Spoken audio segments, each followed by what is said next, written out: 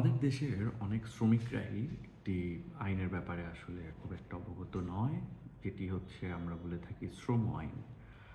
আমাদের দেশের শ্রমিকদের বিষয়ে শ্রমিকদের রাইটস, তাদের যে অধিকারগুলো আইনগতভাবে রয়েছে সেগুলো নিয়ে বিভিন্ন সময় মিডিয়াতে অনেক ধরনের কথাবার্তা হয়, আমরা শুনে থাকি।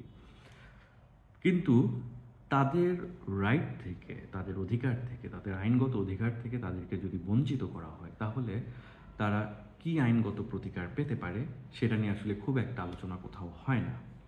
কিন্তু আমাদের দেশে শ্রমিকদের জন্য সত্যিকার অর্থেই খুব কার্যকর এবং গুরুত্বপূর্ণ শ্রম আইন রয়েছে, যেখানে একজন শ্রমিক তার বরখাস্ত হওয়া, তার বকেয়া পাওনাদি তাকে পরিশোধ করে না দেওয়া, তার লে অফ, তার অযৌক্তিক, অনৈতিক বা বেআইনি ছাঁটাই ইত্যাদি বিষয়গুলো নিয়ে প্রতিকার চেয়ে সে শ্রম আদালতে, শ্রম আইনে মামলা করতে পারে।